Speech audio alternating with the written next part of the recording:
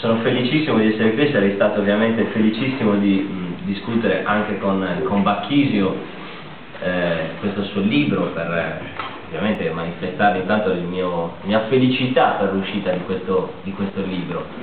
Credo che ci siamo contagiati a vicenda ieri quando ci siamo visti per parlare della presentazione di oggi, tant'è che anche io mi sento un'influenza incipiente.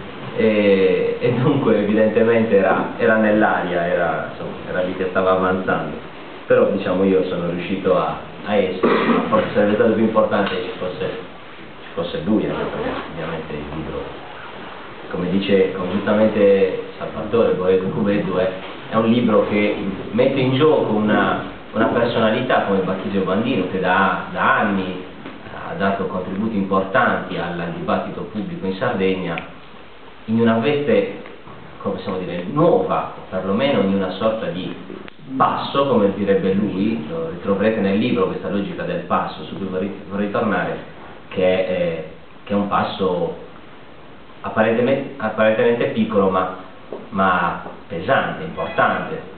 Piccolo passo per Bacchisio, un grande passo per la Sardegna, parafrasando Armstrong che scende sulla Luna. Però vorrei iniziare da una riflessione di contesto, proprio per capire l'importanza che già sottolineava Boedo. Se voi andate in Catalogna ed entrate in una qualunque libreria di Barcellona, troverete non uno, non due libri sull'indipendentismo, ne troverete decine di libri sull'indipendentismo.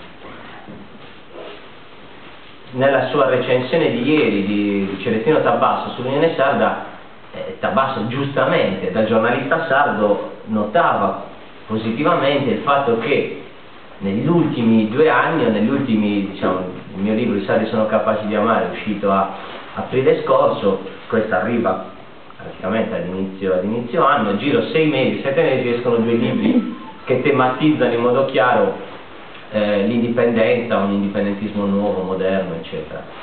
E sembra che stia succedendo chissà quale fermento. Beh, immaginatevi, in Catalogna ogni settimana esce un libro sull'indipendentismo, e non a caso la Catalogna è più vicina all'indipendenza di quanto non lo sia la Sardegna. I partiti indipendentisti prendono più voti, la coscienza nazionale è praticamente condivisa da tutta la classe politica, il tipo di dibattito è molto oltre. Questo cosa significa? Significa che secondo me, a partire appunto I sardi sono capaci di amare, questo nuovo libro di Bacchisio, sta iniziando un cammino a, come possiamo dire, a trasformare la Sardegna in una nazione normale, dove su una scelta così importante come la possibilità e la necessità, direi io, dell'indipendenza, ci si confronta attraverso un dibattito pubblico.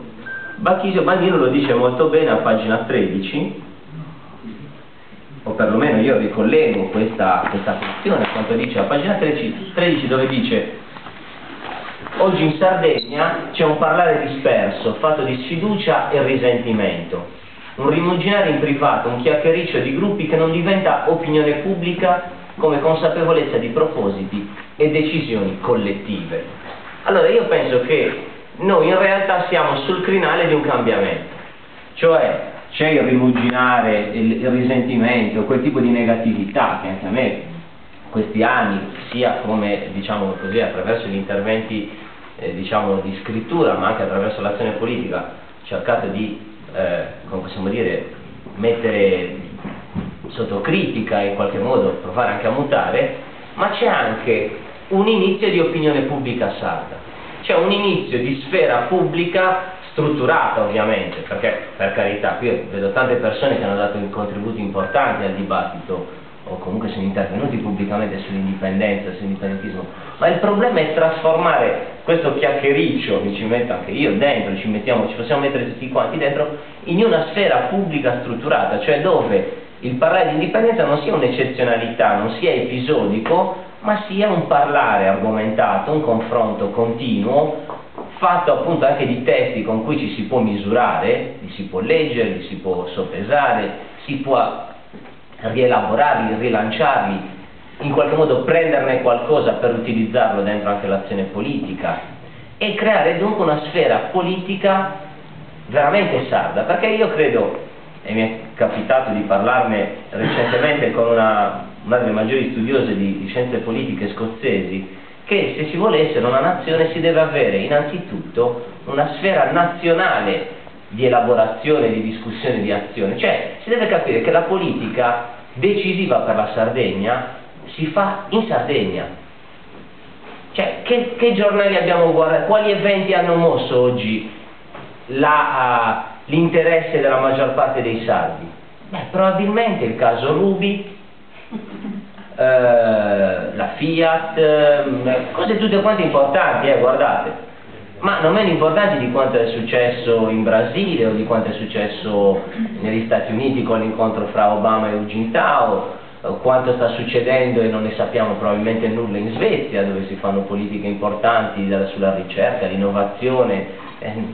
Chi di noi sa cosa sta succedendo? Noi siamo, per così dire, chiusi dentro l'Italia. Cioè, noi guardiamo l'Italia e è quello lo spazio del dibattito. Invece noi dovremmo riuscire a far sì che lo spazio del dibattito della Sardegna è qui, perciò anche le cose che succedono fuori dalla Sardegna sono lette dentro questo spazio nazionale.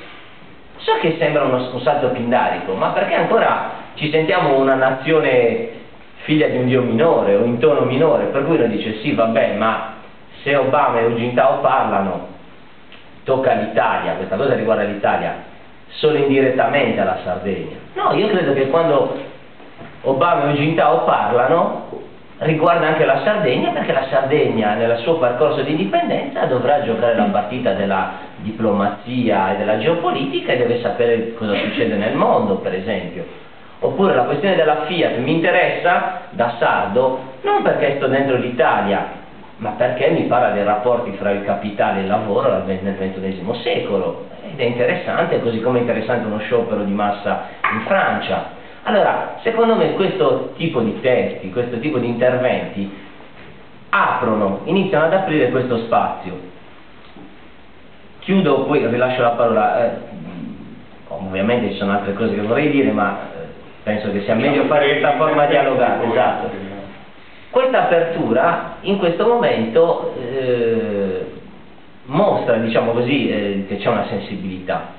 Sicuramente il lavoro che è stato fatto da tante parti in questi anni sta arrivando ad una maturazione che ovviamente non darà frutti, diciamo così, senza che altro lavoro venga fatto. Però io ho notato rispetto anche al libro di Bacchisio Bandino alcune reazioni da indipendentisti che subito hanno detto: nel libro di Bacchisio Bandino mancano delle cose, così come l'hanno detto nel mio, hanno detto sì vabbè, però manca. Questo atteggiamento lo stigmatizza molto bene anche Bacchisio. Il problema è che ognuno dà per quello che può. Se qualcuno ha di meglio da dare, che lo dia. Cioè siamo ancora in questa logica per cui Bacchisio Bandino ha messo il suo, sicuramente ne ha altro da dare, credo che non sia finito qui quello che Bacchisio Bandino ha da dire nel dibattito pubblico. Ma se c'è un qualcosa che manca, beh, l'invito che un libro fa ai suoi lettori è quello anche di continuare, di approfondire, di rilanciare. Cioè, se noi vogliamo creare una sfera pubblica sana, dobbiamo anche entrare nell'ottica di una critica positiva, propositiva, non semplicemente nel dire cosa manca. Allora, questo per dire come noi siamo dentro un momento molto importante, secondo me decisivo, in cui si sta aprendo una fase in cui ancora siamo nella mentalità del, come diceva il babbo di Angelo Corso, un amico indipendentista che sta qui, ha detto questa frase bellissima, il suo babbo diceva: a undi depemo bis a luci biemus iscuriu. Noi sardi siamo molto così, nelle cose vediamo sempre il lato scuro e abbiamo difficoltà a vedere il lato di luce, anche nelle vicende politiche di questi giorni, per esempio a me personalmente mi coinvolgono, si vede sempre il lato negativo, non si vede il lato di creazione costante, del fermento che c'è dietro all'esplosione dell'indipendentismo. Si ragiona ancora guardando più il lato negativo. Allora io vorrei che questo libro di Bacchisio, che è anche appunto intriso di positività, servisse a far capire quanto un dibattito positivo e costruttivo è importante se si vuole costruire qualcosa, ovvero una Repubblica indipendente.